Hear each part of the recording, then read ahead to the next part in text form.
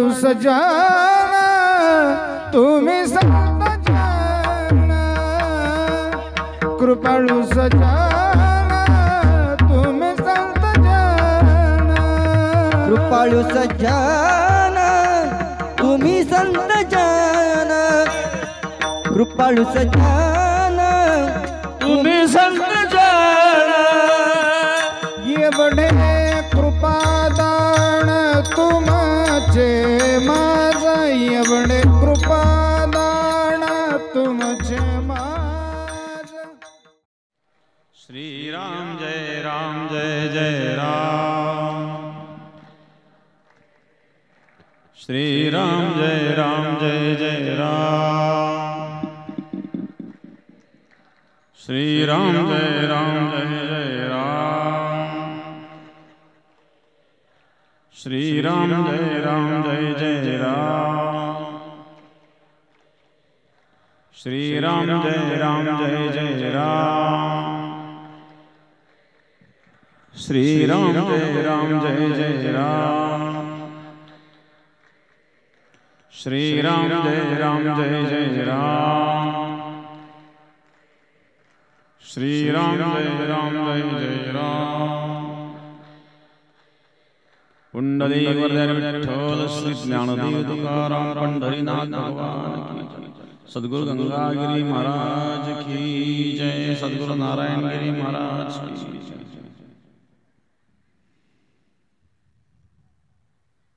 तद्विद्धि प्रणिपातेन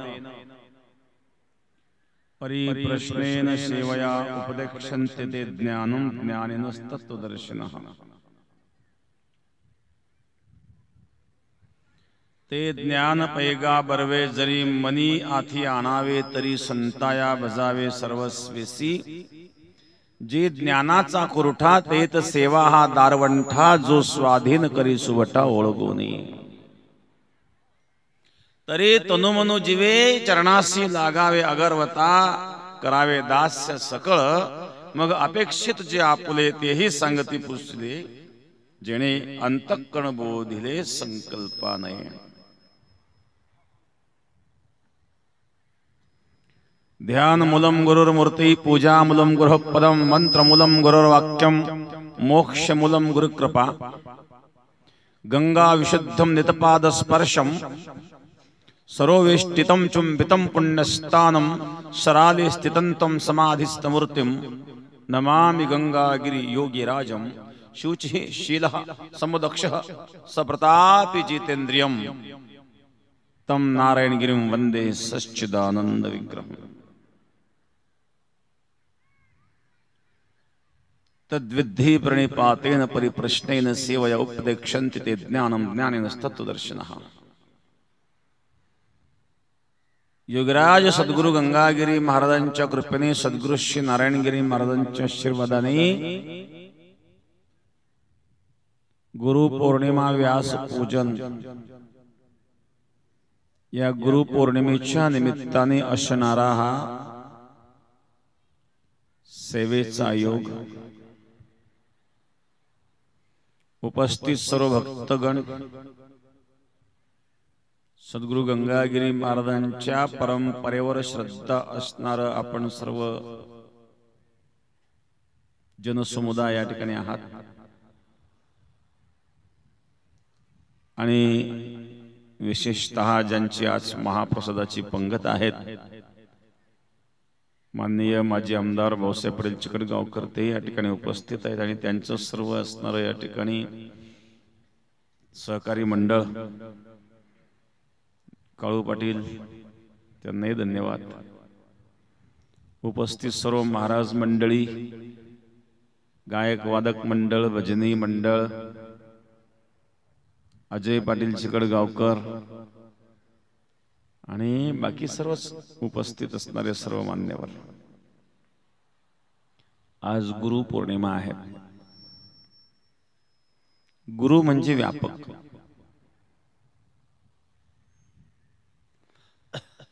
गुकारस्तंधकारो रुकारतन निरोधकाः. गु शब्दाचा अर्थ आहे अंधकार आणि रु शब्दश्च तन्निरोधकाः. अज्ञानरूपी अंधकाराचा निरोध करून ज्ञानाचा प्रकाश टाकतो तो गुरु. जो आपल्याला एक ज्ञानाची दृष्टी देतो तो गुरु. आज आहे आषाढ पौर्णिमा. आषाढ पौर्णिमा म्हणजेच महर्षी व्यासांचा जन्मदिवस आहे. आज प्रगट दिवस. भगवंताच्या 24 अवतारांपैकी व्यास हे एक अवतार मानलेले आहेत. श्रीमद भागवतामध्ये 24 अवतार आहेत, त्यामध्ये एक अवतार आहे.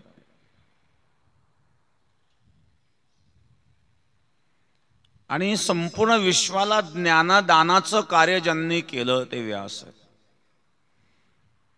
नमोस्तुते व्यास विशाल बुद्धे फुल्ला अरविंदायत पत्र नेत्र येन त्वया भारत दैल पूर्ण प्रज्वालितो ज्ञानमय प्रदीप. नमोस्तुते व्यास विशाल बुद्धे. ज्यांची विशाल बुद्धी आहे ते व्यास. व्यास शब्दाचा अर्थच विशाल असा होतो किंवा व्यास शब्दाचा अर्थ विस्तार असा होतो. व्यास हा शब्द व्यक्तिवाचक नाही आहे. जसं आपण म्हणतो राष्ट्रपती, प्रधानमंत्री, हा शब्द व्यक्तिवाचक नाही आहे.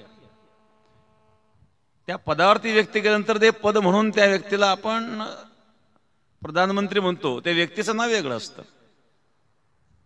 राष्ट्रपती पदावर व्यक्ती गेल्याच्या नंतर ते पद म्हणून ते नाव असतं. तसं व्यास हे सुद्धा एक पद आहे.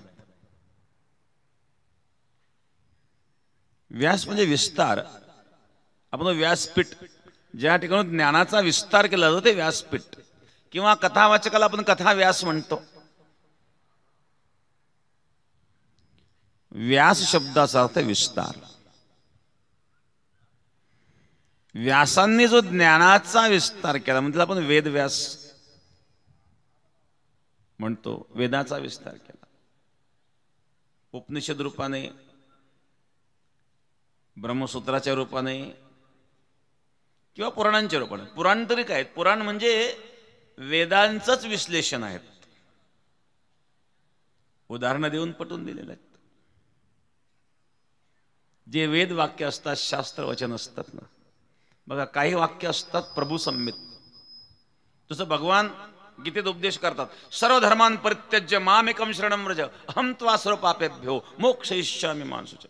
सर्व धर्मान परित्यज्य मामेकं शरणं व्रज. सर्व धर्माचा त्याग करून मला शरण ये. ही भाषा कोणती आहे? हे प्रभू संमित वाक्य आहेत.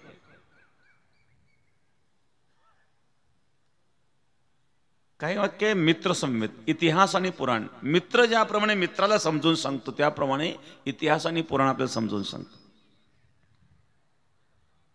काही गोष्टी आपण मित्राजवळ बोलू शकतो, आईबापाजवळ बोलू शकणार नाही, गुरुजवळ सुद्धा बोलायला लाज वाटेल, पण मित्राजवळ मात्र आपण अंतकरणातलं बोलतो.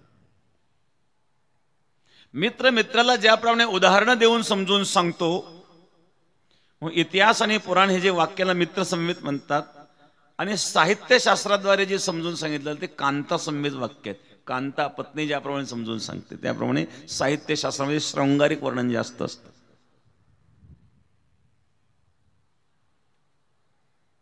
भगवान जसा आदेश करतात, सर्व धर्मान परित्यज्य मामेकं शरणं व्रज अहं त्वा सर्व पापेभ्यो. मी तुझे सगळे पाप नष्ट करेल, तू मला शरण ये. अधिकारवाणीने बोलतात.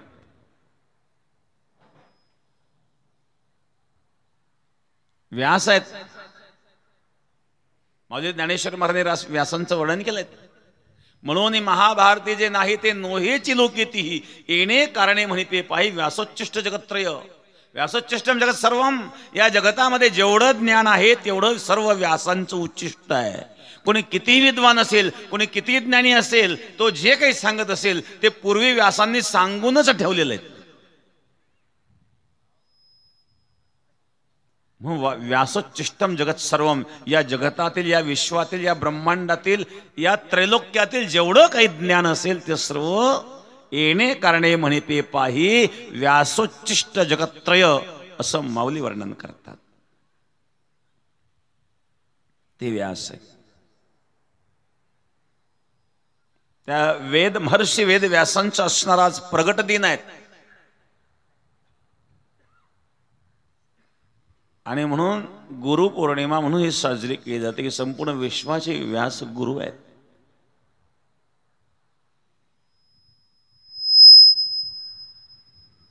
अशा प्रकारे या व्यास पौर्णिमेच्या निमित्ताने गुरु पौर्णिमेच्या निमित्ताने उपस्थित सर्व भक्तगण वर्ग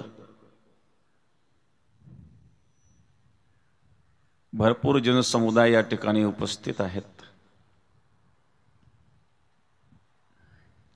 मंडपही टाकला पण मंडप पुरतच नाही आपल्याला, काय करणार बरं. किती मोठा मंडप टाका. आता मंडप आपला एक मंजूर झाले 7 कोटी रुपये. कदाचित पुढचा कार्यक्रम त्या मंडपातच व्हायला पाहिजे. तुमचे धनुभाऊ आहे तिथं. या आठवड्यात चालू आहे ना. बरोबर. जे पर्यटन मंत्री गिरीश महाजन यांनी आपल्या पुण्यतिथीच्या कार्यक्रमात जाहीर केलं होतं. आणि हे मध्यंतरी थोड्या आचारसंहितेमुळं थोडं टेंडरचं काम लांबलं, नाही तर आतापर्यंत काम सुरू झालं असतं. जवळजवळ 200 बाय 300चा तो मंडप झाला म्हणजे आपल्याला वेगळ्या प्रकारचे मंडप लावायची गरज पडणार. आणि एकदा तो मंडप झाल्यानंतर आजूबाजूला आपण काही सावलीची झाडं लावली म्हणजे जरी मंडपाच्या बाहेर बसले तरी लोकांना बसायला सावली होईल. तशी आवाळाची सावली आहे वरून, पण त्या आवाळाची सावली कधी हटेल काही सांगता येत नाही. आणि आता शेतीचे जरा कामं उरकले असल्यामुळं संख्या बऱ्यापैकी यावर्षी आणखी थोडी वाढलेली दिसते दरवर्षीपेक्षा. तद्विद्धे प्रणिपातेन परिप्रश्नेन सेवया उपदेक्षन्ते ते ज्ञानं ज्ञानिनस्तत्त्वदर्शनः.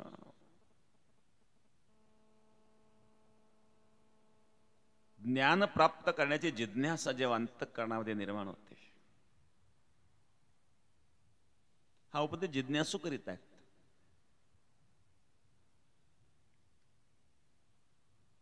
विषयी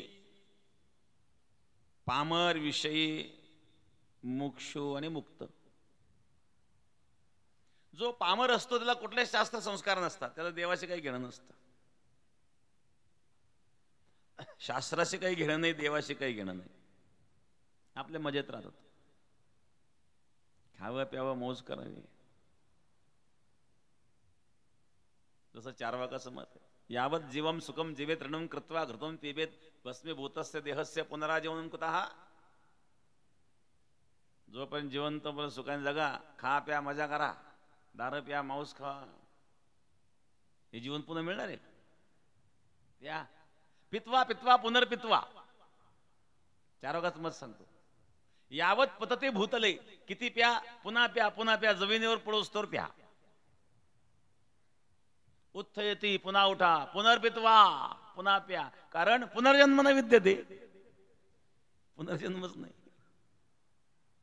खा प्या मजा करा, असा एक वर्ग आहे. त्याला शास्त्रकार पामर म्हणतात. जो विषयी आहेत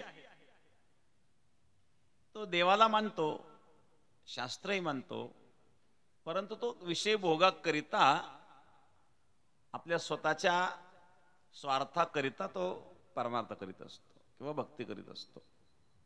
जसं गीतेमध्ये 4 प्रकारच्या भक्त भगवंतांनी सांगितले. चतुर्विधा भजन तेमाम जना सुकृतनुर्जन अर्थ जिज्ञासुरर्थार्थी ज्ञानीचे भरतर्षभ. अर्थ अर्थार्थी ज्ञानी, जिज्ञासू आणि ज्ञानी. अर्थ आणि अर्थार्थी जे 2 भक्त आहेत हे जगताला सत्य मानतात. अर्थ म्हणजे काय? एखादं संकट आल्यानंतर संकटातून मुक्ती करता जो भगवंताच्या प्राप्तीची इच्छा करतो तो अर्थ आहे. अर्थार्थी धनद्रव्य संपत्ती प्रतिष्ठा प्राप्त करण्याकरता तो अर्थार्थी आहे. पण अर्थ आणि अर्थार्थी याला वैराग्य कधी निर्माण होत नाही. तो भक्ती करतो, वैराग्याची इच्छाही त्याला नसते. त्याला फक्त वाटतं संसारामध्ये जे काही भोग आहे ते चांगल्या प्रकारे आपल्याला मिळावे. सत्तेत असलो तर चांगलं पद मिळावं, राहायला बंगला घरदार चांगलं असावं, जे जे काही असेल ते उच्चतम अवस्थेमध्ये प्राप्त व्हावं आणि त्याकरता तो भगवंताची भक्ती करतो, त्याकरता आराधना करतो. परंतु जो जिज्ञासू आहे, मुमुक्षू आहे, त्याला एक तळमळ लागलेली असते. केव्हा माझा उद्धार होईल, काय मी उद्धार पावेन, काय कृपा करेल नारायण. ऐसे तुम्ही सांगा संत जन, करा समाधान चित्त माझे. त्याला एक अंतःकरणामध्ये तळमळ निर्माण झालेली असते. आणि जोपर्यंत जिज्ञासा निर्माण होत नाही तोपर्यंत मनुष्य पुढे पदार्पणच करीत नाही. जिज्ञासा ही फार महत्वाची आहे. जिज्ञासा हा अध्यात्माचा पाया आहे. परंतु जिज्ञासा निर्माण झाल्यानंतर देखील योग्य मार्गदर्शन मिळणं अतिशय महत्वाचं असतं. आद्य शंकराचार्य विवेक चूडामणी ग्रंथामध्ये सांगतात, दुर्लभत्रयमेवैतद् देवानुग्रह हेतुकम मनुष्यत्वम मुमुक्षत्वम महापुरुष संश्रयाः. दुर्लभत्रयमेवैतद् देवानुग्रह हेतुकम. भगवंताच्या अनुग्रहानेच या तीन गोष्टी प्राप्त होतात ज्या दुर्लभ आहेत. एक आहे मनुष्यत्वम, मनुष्य. मनुष्यत्व याचा अर्थ केवळ मनुष्य शरीर नाहीत. काही शरीराने माणसं असतात पण नाही तरी हीन पशु होणे, पशुपेक्षा हीन कर्म करतात, त्यांना काय मनुष्य म्हणावं. शरीराने आकाराने मनुष्य असला पण कर्म जर पशुपेक्षा हीन असेल तर तो मनुष्याच्या काय व्याख्यात घ्याव्या. म्हणून शंकराचार्य मनुष्यत्व शब्द वापरतात. मनुष्यत्वम, त्याच्यामध्ये मनुष्यत्व असावं. दुसरे मोक्षत्वम. मोक्षत्व जिज्ञासा, मुक्त होण्याची इच्छा. या संसार दुःखातून मुक्त होण्याची इच्छा. संसारामध्ये दुःख नकोय अशी प्रत्येकाची अपेक्षा आहे, पण दुःख नकोय असं कसं असेल. मुळात हा संसार दुःखालयम अशाश्वतम, अशाश्वत आहेत आणि दुःखालय आहेत, त्या सुखाची अपेक्षा कशी असेल. एकदा एका मनुष्याने भगवान शिवाची आराधना केली. भगवान शिव प्रसन्न झाले. काय हवंय? सांगितलं मला संसारात सुख पाहिजे. भगवान शिव म्हणजे संसारात आणि सुख हे दोन गोष्टी परस्पर विरोधी आहेत. हा सुख मिळू शकतं पण संसारात कसं काय मिळेल? नाही, मला संसारातच पाहिजे. भगवान शिवाने सांगितलं असं कर, तू जगात जा, भ्रमण कर, आणि जिथं तुला कुठं सुख दिसेल मला येऊन सांगतेस ते सुख मला द्या. अमुक व्यक्ती संसारामध्ये असा सुखी आहेत आणि ते सुख मला द्या. मी तुला सुख द्यायला तयार आहे. तो निघाला भ्रमण करायला. पूर्वीचा काळ नदीच्या तीराला बहुतेक गावं असायचे, कारण सर्व व्यवहार नदीत, पाणी आणायला नदीत, बैल धुवायलाच पाणी पाजायला नदीत, सकाळी आंघोळीला नदीत. सकाळी सकाळी गेलं एक गाव होतं नदीच्या तीराला. काही महिला कोणी कपडे धुवायला जात आहेत, कोणी हांड्यावरून पाणी आणत आहेत, कोणी बैल पाजायला चाललेत, कोणी आंघोळी करायला चाललेत. सकाळची वेळ. दोन माता, दोन महिला चर्चा करीत गप्पा मारत होते. हांड्यावर हांडा आणि त्याच्यावर करशी, बगलात हांडा. बरं, आमच्या माता भगिनींना एकमेकाला भेटायला बोलायला तेवढी वेळ बरी असायची पूर्वीच्या काळामध्ये. बाकी कुठे वेळ मिळते? कपडे धुणं धुवायला गेल्या तिकडे वेगळं धुणं धुवायचं काही.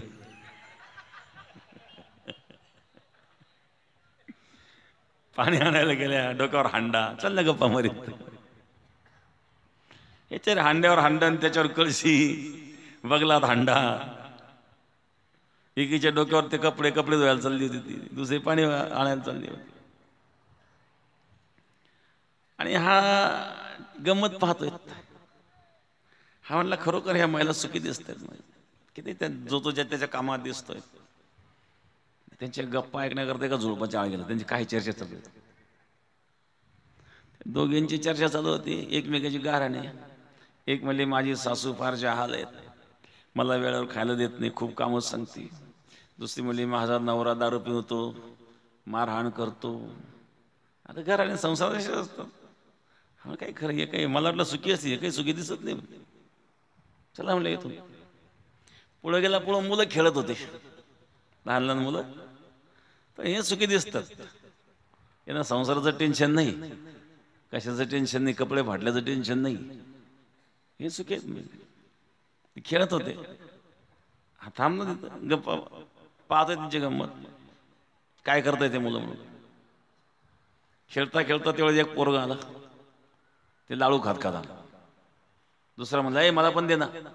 तुझ्याकडे दळ दिलंय म्हणजे, माझ्या मम्मीने मला दिलंय. दोघं म्हणले धरा म्हणले, दोघांनी हात धरे, दोघांनी पाहिजे, चला गोडीत. यांचं काही घर दिसत नाही म्हणजे. तेव्हा एकाची आई हातात काठी घेऊन आली, सकाळपासून खेळतोय, अभ्यास करायचा पत्ता नाही, दोपटीतच चालू होतं. यांचं काही घर दिसत नाही म्हणजे. पुढे गेला एका गावामध्ये एक शेठजी होते, 50-50 लोक त्याच्या समोर बसलेले. चांगला श्रीमंत मनुष्य होता, परोपकारी होता आणि दानशूर होता. तिथं चर्चा ऐकत बसला. तिथं अनेक लोकांचे कामं त्यांनी काही मार्गी लावले, बरेच हळूहळू लोक निघून गेले. हा काही तिथून गेला नाही. शेठजीने विचारलं का हो काय आपण कुठले, काय परिचय सांगितला. सांगितलं खरोखर तुमच्यासारखा सुखी माणूस मी माझ्या जीवनात पाहिला नाही. भगवंताने सगळं भरभरून दिलंय, धन द्रव्य संपत्ती वाळा बंगले सगळे आहेत, आणि तुम्ही लोक दानशूर आहात, लोकांची सेवा पण करतात. एवढे लोक सगळे तुमच्याकडे येऊन गेले, एवढ्या लोकांची तुम्ही कामच व्हायला लावले. स्वतः सुखी आहात, तुमचं स्वास्थ्य पण चांगलं वाटतं. असं म्हटलं तर लागलं रडायला. काय झालं म्हणतो तुम्हाला, मला तर सगळं सुखी असल्यासारखं भासत आहेत, तुम्ही काय रडतायत. काही सांगितलं सगळं काय पण मूलबाळच नाही, याचं करायचं काय. म्हणलं आहे काय सुखी नाही.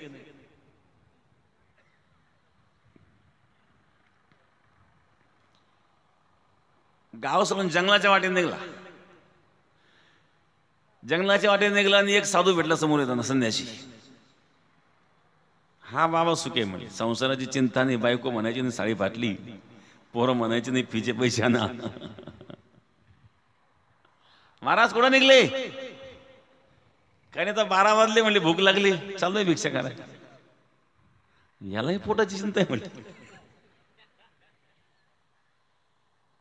भूक लागल्यानंतर कुठेतरी जावंच लागणार आहे ना, ही तरी चिंता झालीच ना. शेवटी जिथं जिथं त्याने शोध घेतला त्याला सुखाचा अनुभव नाही आला. कोणी सुखी आहे असं त्याला दिसलं नाही. पुन्हा आला भगवान शिवाला सांगितलं. भगवान शिवाने सांगितलं मी तर म्हणलो होतो सुख मिळेल, पण संसार ही सुखाची जागा नाही आहे.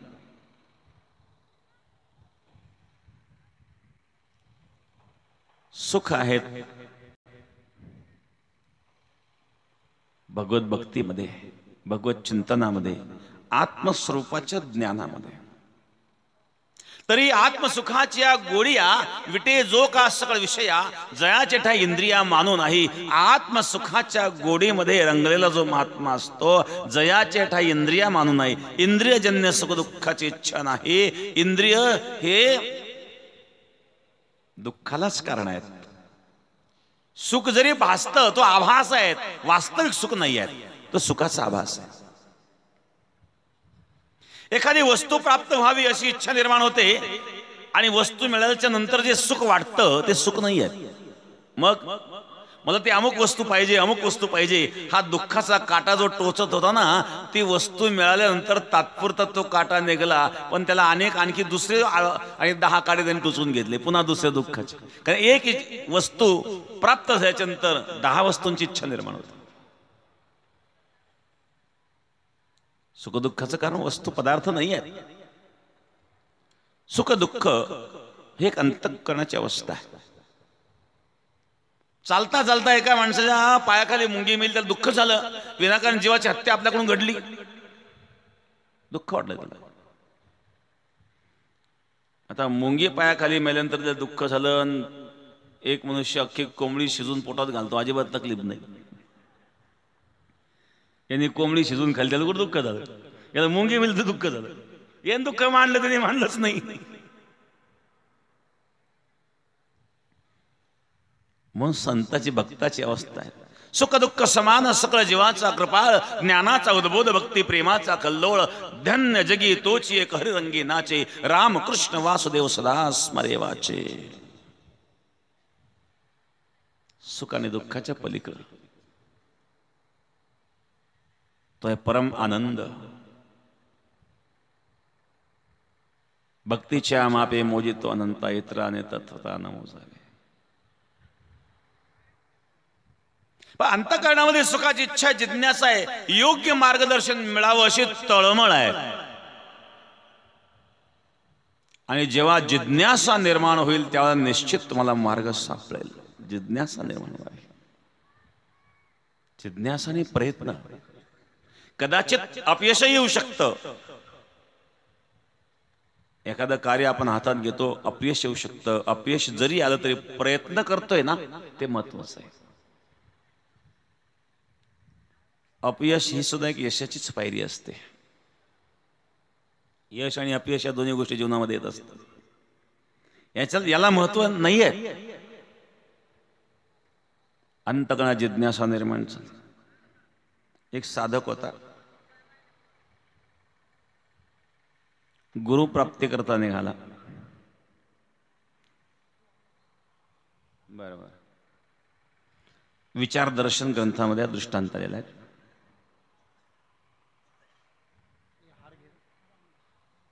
या ठिकाणी श्रीरामपूर तालुक्याचे विद्यमान आमदार मान्य लहुजी कानडे साहेब या ठिकाणी उपस्थित झाले. मी कानडे साहेबांना धन्यवाद देईल.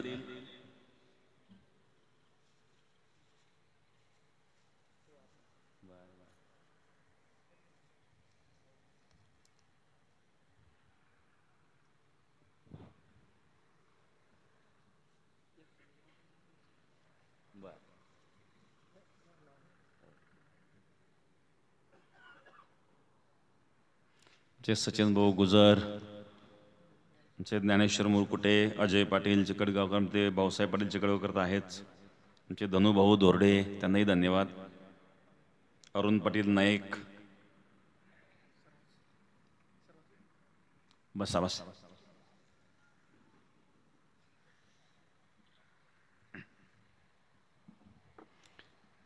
माननीय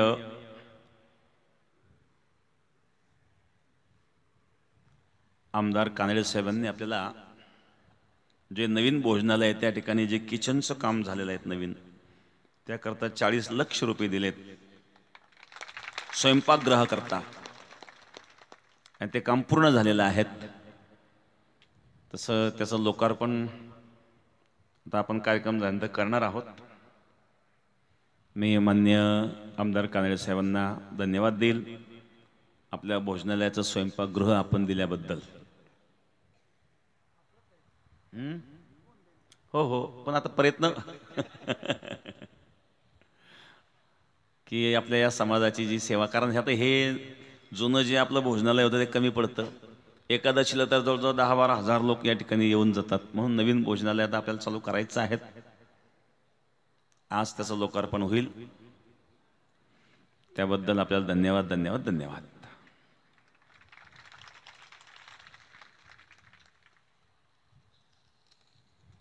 तर अशा प्रकारे मी उदाहरण सांगत होतो. एक जिज्ञासा एका साधकाच्या मनात निर्माण झाली. अंतःकरणामध्ये तळमळ जेव्हा निर्माण होते ना, जिज्ञासा अशी तळमळ असेल, त्याकरता प्रयत्नशीलता असावी, निश्चित त्याच्यातून मार्ग सुचत असतो. हा फिरून फिरून थकला. एक अधिकारी महात्म्याचं दर्शन व्हावं, अधिकारी महात्म्यांकडून आपल्याला ज्ञान प्राप्त व्हावं, आपल्या सर्व समस्या दूर व्हाव्या अशी इच्छा. त्या परिसरामध्ये एका ठिकाणी तो निवांत बसला आणि त्याने ठरवलं, मला सद्गुरूचं दर्शन झाल्याशिवाय आता मी इथून हलणार नाही. अन्न जलाचा त्याग, प्राण गेला तरीच चालेल परंतु इथून हलायचं नाही. अशा तळमळीने तो बसला. त्या परिसरामध्ये एक सिद्ध महात्मा होते, सुफी संत.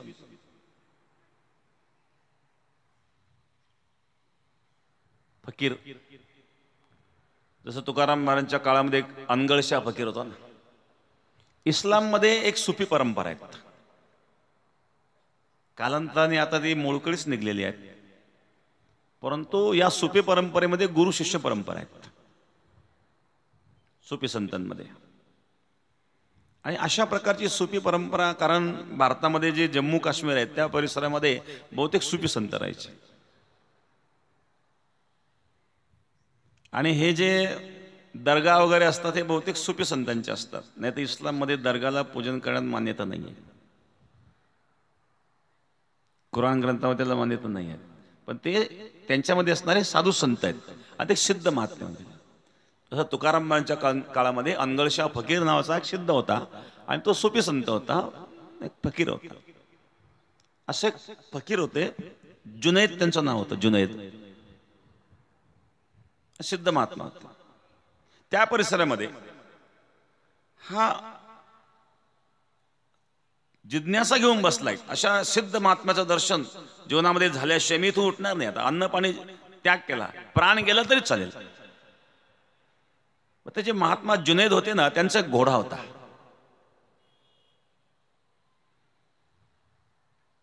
त्या घोड्याला कसे संकेत मिळाले सांगता येत नाही. तो घोडा ज्या मार्गाने त्यांना जायचं होतं त्या मार्गाने तो जायला असता उभा राहायचा. त्या महात्म्याने ठरवलं याच्या मनात काय, त्याच मोकळं सोडून द्या, तुझ्या मनात येत असेल ते घेऊन चाल. तो घोडा त्यांना घेऊन गेला आणि जिथं हा बसलेला होता इथं तो घोडा येऊन उभा राहिला. बघा, काही प्राण्यांना सुद्धा काही संकेत कळतात जे माणसाला कळत नाही. ते एखाद्या ठिकाणी खून दरोडा झाला तर श्वान पथक आणतात, माणसाला जे कळत नाही ते कुत्र्याला कळतं.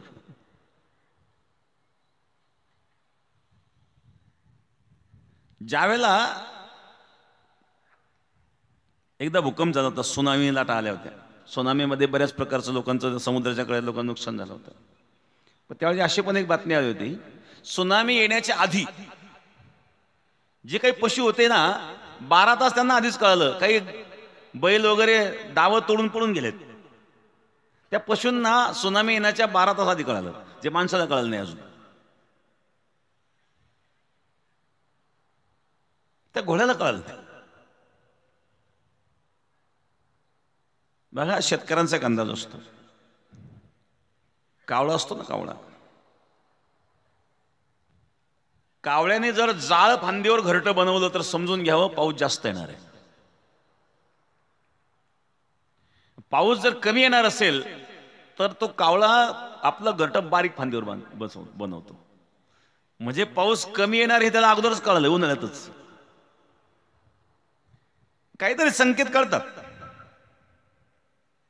त्या घोड्याला काही संकेत कळाले आणि तो घोडा तिथे येऊन उभा राहिला.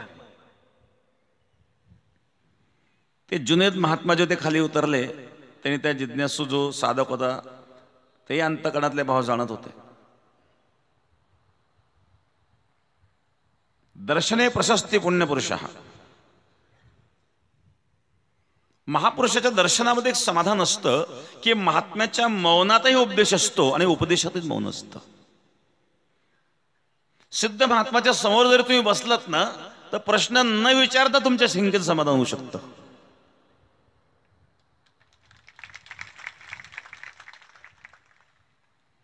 कारण कृपा करण्याच्या वेगवेगळ्या प्रकारच्या पद्धती शास्त्रामध्ये सांगितल्या. एक पद्धत आहे शब्दाद्वारे, उपदेशाद्वारे अज्ञानाची निवृत्ती करण्याची,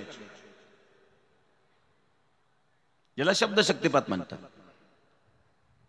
दुसरं आहे मस्तके तो जाणा ठेवला कर, याला स्पर्श शक्तिपात म्हणतात. स्पर्शामध्ये सुद्धा शक्ती आहे. वाल्मिकी रामायणामध्ये कथा आहे, ज्या वेळेला दशरथाने रामाचा राज्याभिषेक ठरवला, वशिष्ठांना सांगितलं उद्याच रामाचा राज्याभिषेक झाला पाहिजे.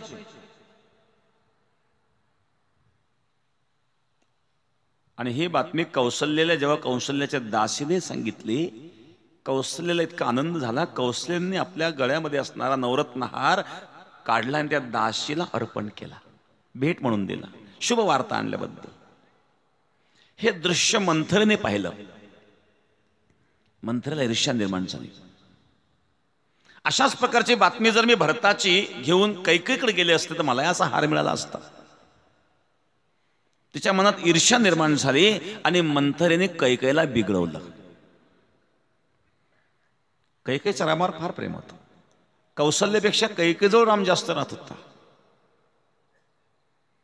आणि जेव्हा मंत्र्यांनी सांगितलं की कैकेयी उद्या रामाचा राज्याभिषेक होण्याचं काही वाटत नाही, कैकेयी म्हणले वाटण्याचं कारण काय, राम ज्येष्ठ पुत्र आहेत, तो अधिकार आहेत. मंत्रा म्हणले कैकेयी तुला कळणार नाही, भरताला गावाला पाठवून दिलं आणि मुद्दाम तुझ्या पाठीमागे कारस्थान चालू आहे, हे तुला काय एवढी कशी काय भोळी, तू एवढी भोळ्याची दुनिया नाही. काहींना सवय असते नाही ठिणगी टाकून, काहींचा आडनाव आग लावी असते, काही खरोखर आग लावतात, जिथं जाती जागच लावते. एखाद्याच्या घरी गेले आणि 2 तास त्या घरात थांबे ना, पुन्हा घरात ताळमेळ लागून द्यायचं नाही. एवढंही सांगण्याचा प्रयत्न केला तरी त्याचा कैकेयीवर परिणाम नव्हता झाला. परंतु ही रडायला लागली, गळबळ लोळायला लागली, मला तरी काय, मी तर दासीच आहेत असं म्हटल्याच्या नंतर कैकेयीने जेव्हा मंथरेला स्पर्श केला, स्पर्श केल्याबरोबर कैकेयीची बुद्धी बिघडली. बघा, वाईट व्यक्तीचा स्पर्श सुद्धा नकोय. त्या स्पर्शाद्वारे सुद्धा काही एनर्जी असते, ती ट्रान्सफर होते. एनर्जी ट्रान्सफर करण्याची एक प्रक्रिया होती. आणि म्हणून सद्गुरू सुद्धा मस्तकावर हात ठेवतात, म्हणजे एनर्जी ट्रान्सफर करतात.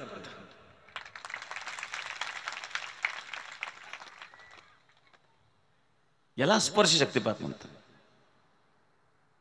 एक आहे उपदेश करणे, शब्दाद्वारे उपदेशाद्वारे परिवर्तन घडून आणणं. एक आहे मस्तकावर हात ठेवून एनर्जी ट्रान्सफर करून त्याच्या जीवनामध्ये परिवर्तन घडून आणणं. एक आहे दृष्टी शक्तिपाताद्वारे, दृष्टीद्वारे कृपा देणं, कारण दृष्टीमध्ये सुद्धा शक्ती आहे. आपल्याला माहिती आहे कासवीला आपल्या पिलांना पाजण्याकरता स्तन नाही आहेत, ते फक्त आपल्या पिलांकडे पाहते आणि ते पिलांचं पोट भरतं. कासवीसारखा प्राणी आहे, त्याच्यामध्ये जर आपल्या पिलांचं पोषण करण्याची शक्ती दृष्टीमध्ये आहे, तर महात्म्याच्या दृष्टीमध्ये शक्ती असणार नाही का बरं? आणि दृष्टीचा प्रभाव असतो. लहान मुलं असतं, रडायला लागलं, डॉक्टरकडे नेलं, गोळ्या इंजेक्शन दिलं तरी रडायच थांबे ना. सासूबाई काय म्हणली, कशाला डॉक्टरकडे नेली, ती शेजारी किती याचे टका टका टका टका टका टका पाहत होती. दृष्ट काढ, दृष्ट काढल्याबरोबर बघा हसायला लागलं. बघा शेजारने दृष्टीचा परिणाम. बघा काहींच्या दृष्टीत विष असतं. तुम्ही किती जाळ लावा, एखाद्या माणसाने डोकवून पाहिलं डाळ शिजायचीच नाही. मग वाईट माणसाच्या दृष्टीमध्ये जी शक्ती आहे, सज्जनाच्या दृष्टीत पण ती शक्ती आहे ना. याच्यावर जगदीशचंद्र बोस यांनी एक प्रयोग केला होता बरं का. जगदीशचंद्र बोस म्हणजे वैज्ञानिक होऊन गेले. एका परीक्षा नळीमध्ये सज्जनाचे श्वास भरले, दुसऱ्या परीक्षा नळीमध्ये दुर्जनाचे श्वास भरले. त्याच्यावर प्रयोग केला जगदीशचंद्र बोस यांनी. एका प्राण्यावर, डुकराच्या पेलावर तो प्रयोग केला. सज्जनाचे श्वास जेव्हा त्या प्राण्याच्या शरीरामध्ये सोडल्याच्या नंतर त्याच्या शरीरामध्ये काय परिणाम झाले याचा अभ्यास केला. कुठल्या प्रकारे विपरीत परिणाम झालेले त्यांना जाणवलं नाही. पण त्या वाईट विचाराच्या माणसाचे श्वास जेव्हा त्या प्राण्याच्या शरीरामध्ये सोडल्यानंतर जेव्हा त्या शरीराचा अभ्यास केला तर त्याचे वाईट परिणाम झालेले जाणवले. वाईट विचाराच्या माणसाच्या श्वासामध्ये सुद्धा ते दोष आहेत, दृष्टीमध्ये दोष आहेत, विचारामध्ये दोष आहेत. दृष्टीद्वारे सुद्धा संक्रमण होतं, श्वासाद्वारे संक्रमण होतं. कोरोनाने दाखवून दिलं आपल्याला श्वासातून कसं संक्रमण होतं. 2 गज की दुरी. श्वासातून सुद्धा संक्रमण होतं, विचारांचं सुद्धा संक्रमण होतं. जगदीशचंद्र बोस यांनी हे मत मांडलेलं आहे, आपण शाळेमध्ये वाचलेलं अभ्यासलेलं आहे की वनस्पतीला विचार असतात. हे मत जगदीशचंद्र बोस यांनी मांडलं. एवढंच मत नाही आहे. जगदीशचंद्र बोस यांचं मत याच्या पुढचं सांगतो की त्यांनी हे सिद्ध केलेलं आहे की जगामध्ये निर्जीव पदार्थच नसतो, निर्जीव पदार्थाला देखील भावना आहे. कसं काय? पदार्थ तर निर्जीव आहे, त्यात जीव नाही आहेत. त्यांचं म्हणणे निर्जीव पदार्थच नाही. त्याचं कारण त्यांनी सांगितलं. परमाणूमध्ये ज्याप्रमाणे इलेक्ट्रॉन, प्रोटॉन, न्यूट्रॉन हे 3 घटक असतात, इलेक्ट्रॉनमध्ये स्पंदन क्रिया असते. स्पंदन क्रिया हे निर्जीव पदार्थ असू शकत नाही, कारण स्पंदन करण्याकरता, हालचाल होण्याकरता एनर्जीची गरज आहे. कुठल्याही एनर्जी शिवाय हालचाल होऊ शकत नाही. आणि मग त्या इलेक्ट्रॉन मध्ये जी स्पंदन क्रियेची हालचाल आहे त्यात एनर्जी आली कुठून? याचा अर्थ तो पदार्थ निर्जीव नाही आहे. एनर्जी आहे तिथं, मग तो निर्जीव नाही आहे. आणि निर्जीव नाही याचा अर्थ सजीव आहेत, आणि सजीव आहे त्याला भावना आहेत.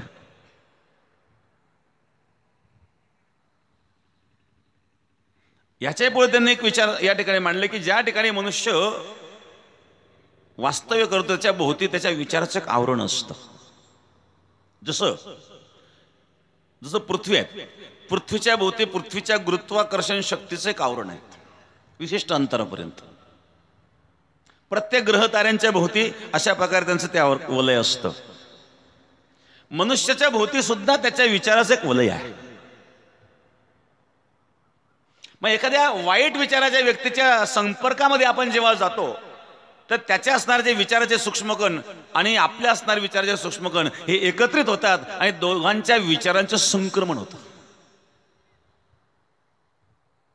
काही न करता आपोआप संक्रमण होतं.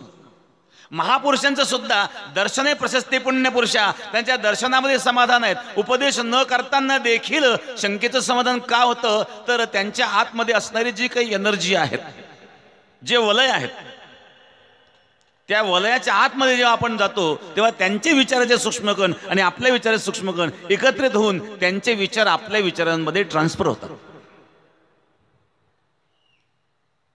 हे सुद्धा एक विज्ञान आहे. अध्यात्मशास्त्र म्हणजे सुद्धा एक विज्ञान आहे. आणि म्हणून मी सांगत होतो की त्या महात्म्याला पाहिल्याबरोबर जो साधक होता, सद्गुरूंच्या प्राप्तीकरता दर्शनाकरता बसलेला, प्राण गेला तरी चालेल परंतु मी दर्शनाशिवाय उठणार नाही, ते जुनैद नावाचे जे महात्मा होते त्यांना पाहिल्याबरोबर आणि त्याच्या सगळ्या शंका नष्ट झाल्या. त्यांनी त्यांना वंदन केलं आणि त्या महात्म्याने सांगितलं, मी अमुक ठिकाणी राहतो, आवश्यकता पडली तर तुम्हाला येऊन भेटू शकतो. त्यांनी सांगितलं, महाराज मी तुम्हाला बोलवलं नव्हतं, तुम्ही आलेत ना, बस एवढी जिज्ञासा माझी टिकून राहिली ना तर निश्चित यापेक्षा वेगळं काही करण्याची मला गरज नाही.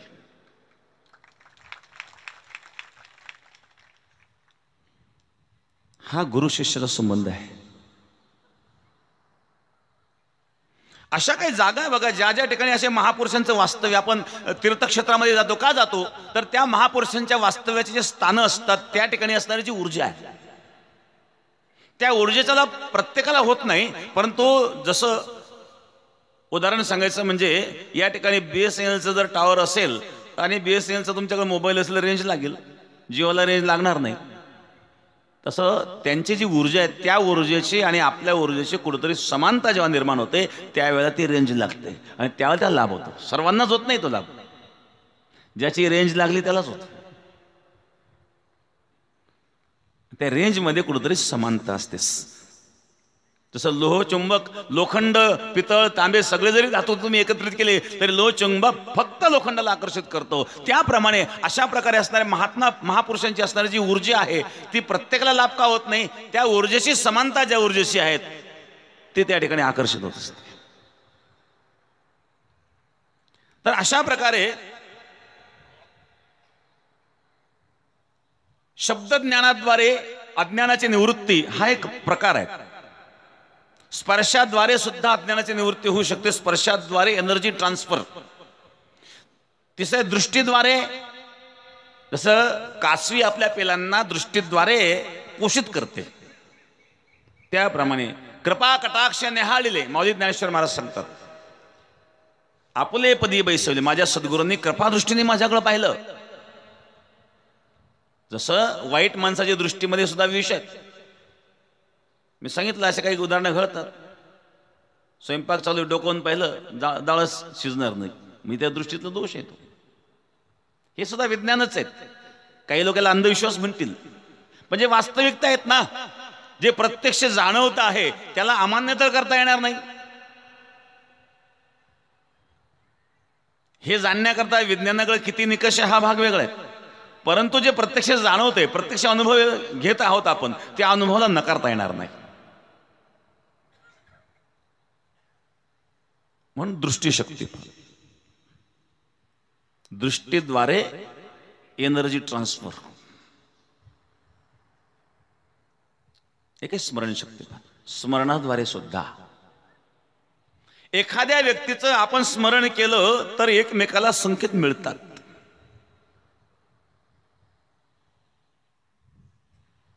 एक व्हिडिओ आमच्या पाण्यात आला होता. 10-5 मिनिटाची क्लिप होती. एक मनुष्य होता, त्याच्याकडे एक गाय होती. त्या गायला 1-2 वासरं होते. त्याने तो गोरा होता, तो विकला आर्थिक अडचणीमुळं. म्हातारा होता आणि त्याचा मृत्यू झाला. शेजारच्या गावात तो गोरा विकलेला होता. त्या माणसाचा मृत्यू झाल्याच्या नंतर तो दोर तोडून तिथं आला स्मशानामध्ये. व्हिडिओ व्हायरल झाला.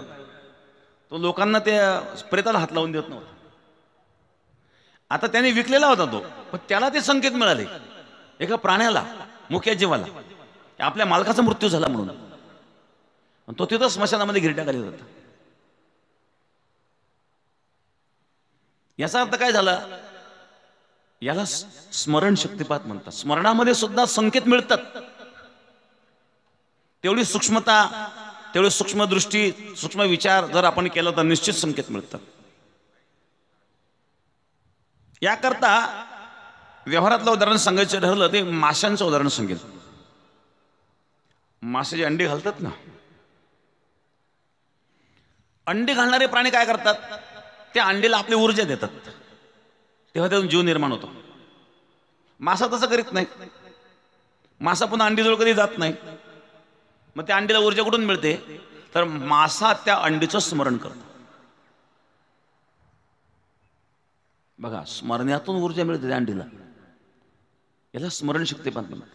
ज्याप्रमाणे मासा त्या अंडीचं स्मरण करतो आणि त्याद्वारे अंडीला ऊर्जा मिळते, त्याप्रमाणे सद्गुरू शिष्याचं जेव्हा स्मरण करतो, शिष्याला त्याची ऊर्जा मिळते.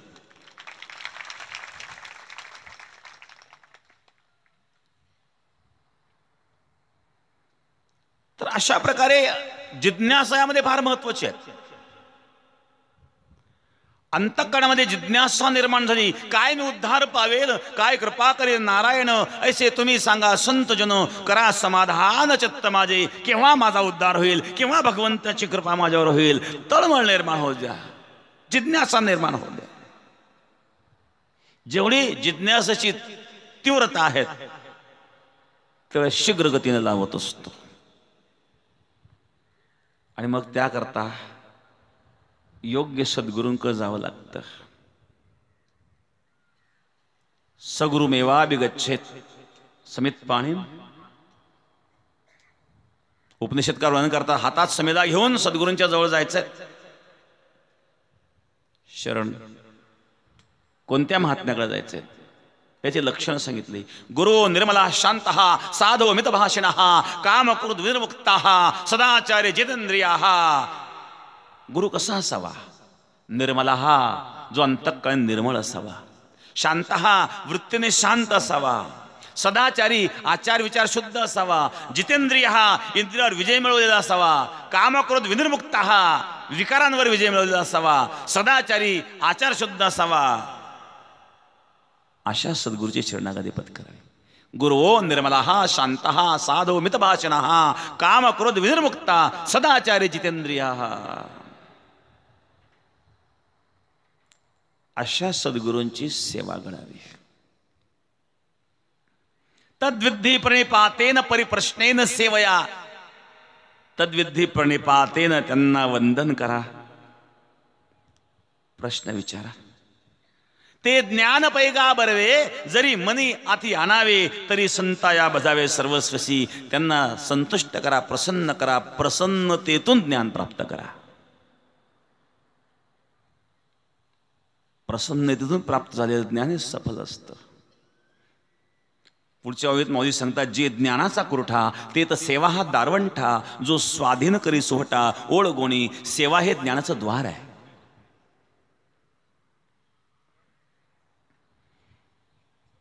निष्काम सेवा, सेवा जेव्हा तुम्ही कामनारहित कराल तर ती सेवा चित्त शुद्धीचं फल देते. या ठिकाणी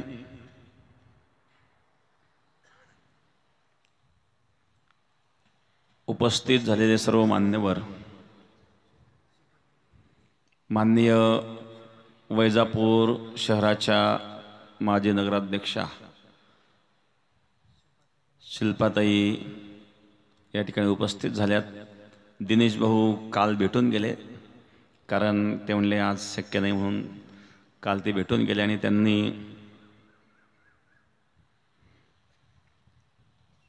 या ठिकाणी या गुरुपौर्णिमेच्या निमित्ताने 1,00,000 रुपये ते आमच्याकडे देऊन गेलेत. मी त्यांना धन्यवाद देईल. आणि त्यांच्या वतीने या ठिकाणी मान्य सौ शिल्पादाई दिनेश परदेशी ते या ठिकाणी उपस्थित झाल्यात. जे अविनाश पाटील देखील या ठिकाणी उपस्थित झाले, त्यांनाही धन्यवाद. प्रकाश पाटील चव्हाण, आमचे बंडू भाऊ वाणी, त्यांनाही धन्यवाद. जे ज्ञानाचा कुरठा ते तर सेवा हा दारवंठा, जो स्वाधीन करी सोवटा ओळ गोणे. ज्ञान धारण करण्याची क्षमता निर्माण व्हावी लागते बरं का. पात्रता असावी लागते. पात्रता नसेल तर ते टिकत नाही. एक छोटंसं उदाहरण सांगितलं लक्ष देण्याकरता. एक महात्मा होते, पायी चालले होते तीर्थयात्रेला. दुपारची वेळ, भूक तहान लागली, पण गावच लागेना. कुठेतरी एका आंब्याच्या झाडाखाली कोणतरी शेतकरी ओत सोडून बसला होता न्याहारीला. त्या साधू विचारलं, चला इथं पाणी तरी मिळेल. ते पाणी मागितलं. त्या शेतकऱ्याने पाणी पाजलं, पण त्यांना म्हटलं चला आता भोजनाची वेळ झाली, महाराज चला 2-2 घास खाऊ. त्याने जेव घातलं आणि एक प्रश्न विचारला. म्हणजे आता हे नवीन मी विहीर खोदली, पाणी चांगलं लागलं, आता कोणीतरी ब्राह्मण बोलवण्यापेक्षा तुम्ही संत आलात तर तुम्ही जर हे जलपूजन केलं बरं होईल. सांगितलं मुहूर्त पाहिजे. बघा मुहूर्त, पंचांग पाहिलं, 5 दिवसानंतर मुहूर्त होतं. सांगितलं मी तर पुढे चाललो, मुहूर्त 5 दिवसानंतर आहेत. त्यांनी आग्रह केला, थांबा 4-5 दिवस, तुमच्याकडे पोर रडायचे. थांबवलं ते साधूला, पण म्हणले मी कोणाच्या घरात राहत नाही, म्हणजे मंदिरात राहा. ते मंदिरात थांबली. सगळं गाव गोळा झालं. 4-5 दिवस, उन्हाळे दिवस, कामं फार नव्हते. 4-5 दिवस हा शेतात आलंच नाही. सोमवारचं मुहूर्त होतं, रविवारी सांगितलं जा बघून या, पाणी स्वच्छ करून घ्या, नाही तर पाणी उपसून टाका, उद्या आपल्या पूजन करायचं. पण हा घरी गेल्यानंतर 2 कुत्रे तिथं पडले, सडले त्या विहिरीत. दुर्गंध यायला लागला ना. दुर्गंध यायला लागला. म्हणे महाराज पाण्यातून दुर्गंध येतोय. म्हणजे काय झालं, कुत्रे पडले ते सडलेत. मग कुत्रे फेकून द्या, पाणी उपसून टाका, उद्या नवीन पाणी करू आपण पूजा. त्याने मोटर चालू केली, पाणी उपसून टाकलं. दुसऱ्या दिवशी येऊन परत दुर्गंध. म्हणले महाराज पाणी उपसलं पण दुर्गंध गेलाच नाही. म्हणजे कुत्रे काढले का? नाही, कुत्रे तसेच. आता कुत्रे तसेच ठेवले, 100 वेळा पाणी उपसलं तर दुर्गंध जाईल का? तुकोबरा काम क्रोध लोभ घेऊन या संगे परमार्थाशी निगे तोची मूर्ख परमार्थ करतोय याचा अर्थ पाणी उपसायचं काम चालू आहे, पण तो अंतःकरणामध्ये हे विकाररूपी कुत्रे तसेच आहेत ना अजून. किती पाणी उपसा उपयोग होणार नाही. आणि म्हणून ज्ञान धारण करण्याकरिता चित्त शुद्ध व्हावं लागतं. आणि चित्त शुद्धी करता यात सांगितलं जे ज्ञानाचा कोरठा ते तर सेवा हा दारवंटा. सेवा हे ज्ञानाचं द्वार आहे. याकरता शास्त्र पुराणामध्ये उपनिषदामध्ये अनेक उदाहरणं पाहायला मिळतात.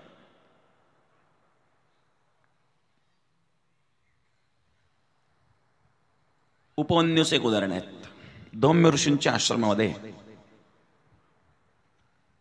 हा असायचा आणि याच्याकडे सेवा दिली होती गोचरणाची, गाई चारायच्या. परीक्षा पाहण्यात सद्गुरूंनी एक वेळ परीक्षा पाहिली, खरोखर हा किती इमानदारीने सेवा करतो. त्याला विचारलं तो खातो काय म्हणले, त्याने भिक्षा मागून खातो म्हणले. चुकीचं आहे म्हणजे. भिक्षा मागितल्यानंतर गुरुकडे आणून द्यायची असेल, गुरुच्या आज्ञेने खायचं असतं. तू परस्पर भिक्षा मागून आणणं हे उचित नाही, आश्रमाच्या नियमाच्या विरुद्ध आहेत. मग तो भिक्षा मागून यायचा, गुरु ठेवून घ्यायचा, त्याला काहीच देत नव्हते. बरेच दिवस गेले, मग आता काहीच देत नव्हते, हा सुकायला पाहिजे ना, याचं काही दिसत नाही म्हणजे वेगळ्या मार्गाने काहीतरी खात असेल. अरे बाबा तू काय खातो म्हणले, तू भिक्षा इथं आणून ठेवतो, परत तर मी तो काही दिलं नाही, मग तू खातो काय. नाही म्हणे पुन्हा भिक्षा मागतो. ही पद्धत चांगली आहे का, पुन्हा भिक्षा मागायची. भिक्षा बंद कर. भिक्षा बंद केली. भिक्षा बंद केली, काही दिवस गेले, अजूनही याच्या तब्येतीवर काही परिणाम दिसत नाही. नेमकं तू खातो काय, नाही गाईचं दूध पितो. तू कोणी सांगितलं दूध प्यायला, दूधही प्यायचं नाही म्हणे, गुरुचा आदेश. दूध बंद केलं. काही दिवसानंतर परत त्याच्या शरीरावर पाहिलं तर एवढा काही असं सुकल्यासारखं म्हणलं नव्हतं. तो आता काय खातो म्हणले, नाही ते वासरू दूध पिल्यानंतर तो वासरांचा फेस चाटतो म्हणे, ते सुद्धा करायचं नाही म्हणे. आता सगळंच बंद झालं. एक दिवस गाई चारणं खूप भूक लागली त्याला, तर काय करू सूचना. आणि अशा भुकेच्या अवस्थेमध्ये त्याने रुईचे पानं खाल्ले. रुईचा पाला खाल्ल्यानंतर तो रुई आहे विषारी एकतर, तो डोळे गेले, दृष्टी गेली त्याची. दृष्टी केल्याच्या नंतर तो एका ओसाड विहिरीत पडला. तो परत जेव्हा आश्रमात आला नाही, बाकीच्या विद्यार्थ्यांना विचारलं, रे बाकीचे सगळे मुले आलेत आणि हा उपमन्यू का आला नाही. मग त्या शोध घ्यायला सुरुवात केली. शोध घ्यायला सुरुवात केल्याच्या नंतर त्यांनी जेव्हा आवाज दिला, ते विहिरीतून त्यांनी ओ दिल्याच्या नंतर कळालं. आणि त्याला विचारलं, अरे तू विहिरीत कसं काय पडला. मला खूप भूक लागली होती आणि मी रुईचा पाला खाल्ला म्हणे, आणि ते खाल्ल्यानंतर माझी दृष्टी गेली. धौम्य ऋषींनी अश्विनी कुमारांचं स्मरण केलं आणि अश्विनी कुमारांनी त्याला परत दृष्टी निर्माण करून दिली. त्यात सांगितलं, हे आता केवळ चर्मचक्षु नाही, त्याला ज्ञानदृष्टी सुद्धा निर्माण झाली. गुरु घाली ज्ञानांजन, गुरु दाखवी निजधन, गुरु सौभाग्य देऊन साधू ओद नानवी. गुरु घाली ज्ञानांजन, ज्ञानरूपी अंजन डोळ्यात घालतात आणि गुरु दाखवी निजधन, मोक्षरूपी धन दाखवतात. दिव्य दृष्टी प्रदान केली. हे सेवेचं फल आहे. सेवा हे ज्ञानाचं द्वार आहे. जे ज्ञानाचा कोर्टा ते तर सेवा हा दारवंटा. इथं द्वार शब्दाचा अर्थ काय, द्वार शब्दाचा अर्थ आहे प्राप्ती साधन. ज्ञान प्राप्तीचं सेवा देखील एक साधन आहे. दुसरं उदाहरण येतं अरुणी. अरुणी नावाचा एक विद्यार्थी होता, शिष्य होता, धौम्य ऋषींचा शिष्य होता. शेतामध्ये बांध फुटला, पाऊस झाला, त्याला सांगितलं तो बांध बुजायला जा. तो काय करायचा, माती टाकलं की ते पाणी परत वाहून जायचं, परत माती टाकायचं, परत वाहून जायचं. तो थकला. गुरुनी तर आपले आदेश केलेले आहेत, पुढे काय करायचं. मग त्या ठिकाणी तो स्वतः झोपला. स्वतः झोपला. संध्याकाळ झाली, विद्यार्थी सगळे आले. अरे हा अरुणी दिसत नाही. रात्रभर तो झोपून तिथं पळून राहिला होता. सकाळी पूजापाठ झाल्यानंतर जेव्हा विद्यार्थी दर्शन करता आले, विद्यार्थ्यांना विचारला अरुणी कुठे आहेत. मग तो आलाच नाही. शोधायला गेले, त्या ठिकाणी तो आडवा झोपलेला होता. त्याला विचार तू का झोपला. मग काय करा म्हणा, तुमचा आदेश, गुरुचा आदेश होता ना पाणी अडवण्याचा. तसं पाणी अडवल्याच जात नव्हतं. त्याच्या मस्तकावर हटवलं, आता कुठले ज्ञान प्राप्त करण्याचे, अभ्यास करण्याची गरज नाही, सगळा अभ्यास तर झाला म्हणलं. सर्वस्व समर्पण भावाने केलेली जी सेवा आहे, जे ज्ञानाचा गोटा, ते सेवा हा दारवंटा. सेवा हे द्वार आहेत, ज्ञानाचं द्वार आहेत. जो स्वाधीन करी सुवटा ओळगोनी, सर्वस्व समर्पण करून केलेली जी सेवा आहे. भगवान परमात्मा या ठिकाणी हेच सांगतात, अर्जुन तुझ्या अंतःकरणामध्ये जिज्ञासा आहेत ना, तद्विद्धी प्रणिपातेन, सद्गुरूंच्या प्रसन्नतेतून तो ते ज्ञान प्राप्त कर. प्रसन्नतेतून प्राप्त झालेलं ज्ञान हे सफलता देणारं असतं. आपल्या डोळ्यापुढे एकलव्याचं आणि द्रोणाचार्यांचं उदाहरण आहे. आपल्या कथेबद्दल खूप काही माहिती नाही आहेत, बरेच समज गैरसमज आहेत. एकदा एका माणसाने प्रश्न विचारला, म्हणजे महाराज द्रोणाचार्यांनी अशा प्रकारे भेद का केला, एकलव्याचा अंगठा का मागितला. एक तर एकलव्याला विद्या दिली नाही, गुरुदक्षिणा म्हणून अंगठा मागितला. मग द्रोणाचार्यांनी हा भेद का केला. परंतु याच्या सूक्ष्म गोष्टी पाहिल्या तर खूप काही वेगळ्या आहेत. एकलव्य हा हिरण्यधनु नावाचा एक भिल्ल राजा होता, त्याचा मुलगा आहे असं सांगितलं जातं. परंतु तो हिरण्यधनुला दत्तक दिलेला मुलगा आहे. एकलव्याचं जर आपण चरित्र पाहिलं, महाभारतात काही वर्णन आलेलं आहे, ब्रह्मवैवर्त पुराणामध्ये काही वर्णन आलेलं आहे. हा एकलव्य हिरण्यधनुचा मुलगा नव्हता, हिरण्यधनुला दत्तक दिलेला होता. हा कृष्णाचा चुलत भाऊ आहे. काही गोष्टी असं असतात ना, वेगवेगळ्या अनेक पुराणांचा अभ्यास केला तर त्याचा उलगडा होतो. आणि याचा बालपणापासून हा स्वभाव होता, हा पराक्रमी खूप होता, हा कधीच पराजित झाला नाही. परंतु याचा स्वभाव असा होता, हा नेहमी अन्यायाच्या बाजूने उभा राहायचा.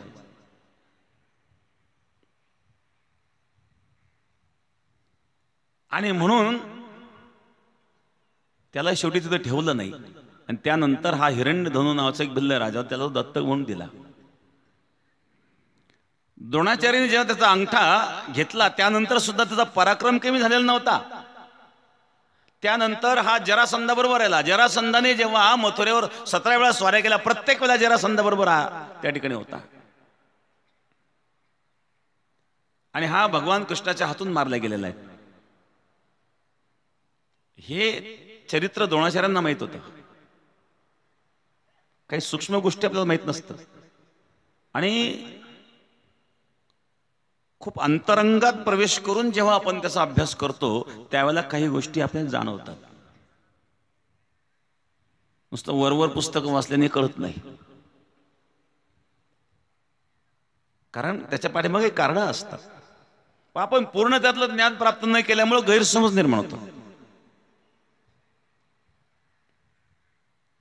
जसं मला एका प्राध्यापकांनी प्रश्न विचारला होता, भगवान कृष्ण जर भगवान आहेत तर त्यांनी परस्त्रियांची वस्त्र का बनवली. मी त्यांना प्रश्न विचारला, गोपी परस्त्रिया होत्या हे तुम्हाला कोणी सांगितलं. आणि तुम्ही कुठल्या ग्रंथाच्या आधारावर म्हणतायत कृष्णाने परस्त्रियांची वस्त्र बनवली. त्याने सांगितलं भागवताच्या. मी सांगितलं भागवताच्या आधारावरच मी सांगतो, त्या गोपी परस्त्रिया नव्हत्या.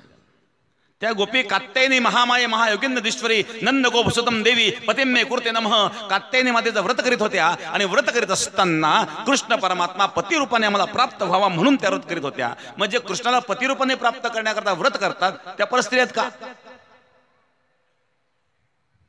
मग कृष्णाने परस्त्रियांची वस्त्र पळवली हा समजच चुकीचा आहे. मग ठीक आहे, परस्त्रिया नसल्या तरी वस्त्र पळवण्याचं कारण काय? त्याचे काही कारण आहेत. नामदेव महाराजांनी फार सुंदर कारण सांगितलं. त्या स्त्रिया जेव्हा स्नान करण्याकरता गेल्या विवस्त्र होऊन, शास्त्र सांगतं व्रतस्थ अवस्थेमध्ये जर तुम्ही विवस्त्र स्नान केलं तर व्रत निरर्थक होतं. नामदेव महाराजांचं प्रमाण आहे, नग्न होऊन या स्नान जे करती त्यांची व्रते होती निरर्थक. हा दोष त्यांच्याकडून घडू नये, हा मूळ उद्देश होता. किंवा जीव आणि परब्रह्म याच्या एकतेकरता प्रतिबंध हा मायेचा प्रतिबंध आहे. वस्त्र म्हणजे माया, मायेचा प्रतिबंध दूर केला, हे वस्त्र हटवलं याचा अर्थ प्रतिबंधक दोष नाहीसा केला. आणखी एक कारण आहे, चिरहरण लीलेच्या नंतर रासलीलेचं वर्णन भागवतामध्ये येतं. रासलीला ही आत्मक्रीडेची लीला आहेत आणि आत्मज्ञान प्राप्त करायचं असेल तर स्त्री पुरुष हा भेद नष्ट झाला पाहिजे. आत्मा स्त्रीलिंग नाही, पुल्लिंग नाही, नपुंसकलिंगी नाही. स्त्री पुरुष देहाचे धर्म आहेत, आत्म्याचे धर्म नाही आहेत. आणि म्हणून सांगितलं, तुम्ही जर स्वतःला स्त्रिया म्हणून लाजत असाल तर हा तुमचा दोष आहे. का आत्मा स्त्रीलिंगी नाही, पुल्लिंगी नाही, नपुंसकलिंगी नाही. हा देहांकार नष्ट करण्याकरता चिरहरण लीला केली. याचा सूक्ष्म विचार केला तर हे कळतं. वरवर जर पाहिलं तर निश्चित त्यामध्ये संशय निर्माण होतात. म्हणून मी उदाहरण सांगत होतो, एकलव्याने विद्या प्राप्त केली पण प्रसन्नता नाही प्राप्त केली, सफल नाही झालं. कर्णाने विद्या प्राप्त केली परशुरामजीकडून, पण तो प्रसन्नता करणं प्राप्त करू शकला नाही आणि त्यामुळे कर्णाची विद्या सुद्धा सफल झाली नाही. मग ज्ञान प्राप्त करीत असताना प्रसन्नतापूर्वक प्राप्त करावं. म्हणून त्याकरता भगवान सांगतात या ठिकाणी, तद्विधी प्रणिपातेन परिप्रश्नेन सेवया. प्रणिपात करा, वंदन करा, प्रसन्न करा आणि मग प्रश्न विचारा. उपदेक्षन्ति ते ज्ञानम, ज्ञान तत्वदर्शनः. आणि मग तेच तुम्हाला उपदेश जो करतील, जे तत्व बोध करतील, तो बोध तुमच्या हृदयापर्यंत ठसेल आणि जीवनाची इति कर्तव्यता जे काही आहे ते तुमची परिपूर्ण होईल. मग त्याकरता तनु मनु जीवे चरणाशी लागावे तन मन जीवाने. अगर्वता करावे दास्य सकळ, अगर्वता गर्व अभिमान नष्ट करून सेवा करा. मग अपेक्षित जे आपुले तेही सांगतील पुसले. मग तुम्हाला जे अपेक्षित आहे ते ज्ञान त्यांच्याकडून मिळेल, जे अंतःकरण बोधले संकल्पाने. तुमचं अंतःकरण पूर्ण बोधाने भरून निघेल. प्रसन्नतापूर्वक सद्गुरूंचं स्मरण करून सेवा करून ज्ञानार्जन करावं, त्या सफलता आहे. आज गुरुपौर्णिमा आहे, व्यास पौर्णिमा आहे. नमोस्तुते व्यास विशाल बुद्धे. व्यासांचा जन्मदिवस आहे आज. आषाढ शुद्ध पौर्णिमा हा व्यासांचा जन्मदिवस आहे. आणि व्यास सांगितलं, येणे कारणे म्हणे पे पायी वासचिष्ट जगत्र. या जगतामध्ये जेवढं काही ज्ञान आहे हे पूर्वी व्यासांनी लिहून ठेवलेलं आहे. विशाल बुद्धी असणारे व्यास गुरु म्हणून त्यांचा स्वीकार केला जातो. आणि म्हणून व्यासांचा जन्मदिवस म्हणून गुरु पौर्णिमा साजरी केली जाते. अनेक गुरूंना वंदन आणि त्या ठिकाणी या दृष्टिकोनातून गुरु पौर्णिमा हा उत्सव साजरा केला जातो. या गुरु पौर्णिमेच्या निमित्ताने असणारा योग उपस्थित सर्व मान्यवर,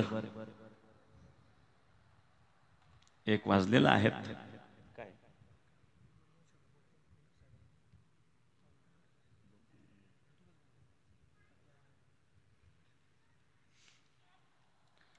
तर आज महाप्रसादाची पंगत ज्यांची आहेत, माननीय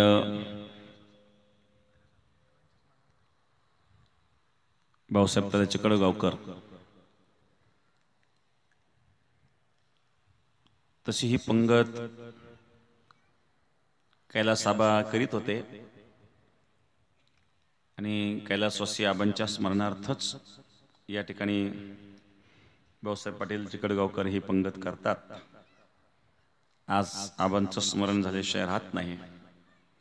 बेटावर आबांची फार श्रद्धा होती आणि ती गेल्यानंतरही या ठिकाणी भाऊसाहेब तात्यांनी ती पंगत चालू ठेवलेली आहेत. मी त्यांना धन्यवाद देईल. तर आणि दिनेश भाऊंची एक मागणी आहे. आषाढी एकादशी जी आपला आता झाली परवा, फार गर्दी असते आषाढी एकादशीला इथं. कारण जे आषाढी वारीला पंढरपूरला येऊ शकत नाही ते बेटामध्ये येतात. तर आता मागच्या एकादशीला जवळजवळ 20-25 हजार लोक दिवसभरात येऊन गेलेत. तर दिनेश भाऊंनी इच्छा व्यक्त केली की ती एकादशीच्या फराळाची पंगत मी करतो, अशा प्रकारे त्यांनी इच्छा व्यक्त केली. आणि आमच्याकडे 1 लाख रुपये ते देऊन गेले की ही पंगत म्हणूनच तुम्ही गृहीत धरा. काल तर यावर्षी त्यांनी कालच भेटून गेलेत. तर पुढच्या वर्षीपासून ते आषाढी एकादशी जी आहेत, आषाढी एकादशीची पंगत आम्हाला द्यावी अशी अपेक्षा त्यांनी व्यक्त केली. जशी गुरुपौर्णिमेची ही पंगत आबा करीत होते आणि आबांच्या नंतरही माननीय भाऊसाहेब पटेल या ठिकाणी करतायत. आणि आणखी महत्त्वाची गोष्ट, आपलं जे नवीन भोजनालय या ठिकाणी आहेत, नवीन भोजनालयाची सुरुवात आहे आपल्याला करायची आहे. त्याकरता आणि स्वयंपाकगृह जे आहेत त्या स्वयंपाकगृहाकरता 40 लाख रुपयाचा निधी माननीय कानडे साहेबांनी आपल्याला दिला. आता हा कार्यक्रम संपल्यानंतर त्याचं लोकार्पण आपण करणार आहोत. तत्पूर्वी या ठिकाणी माननीय भाऊसाहेब तात्या चिकडगावकर आणि माननीय आमदार दोघेही 2-2 मिनिट या ठिकाणी आपलं मनोगत व्यक्त करतील.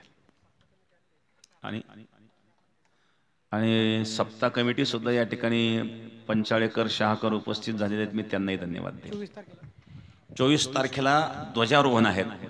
ध्वजारोहणाचा कार्यक्रम 24 तारखेला आहेत. आपण सर्वांनी ध्वजारोहणाला यावं. आज या ठिकाणी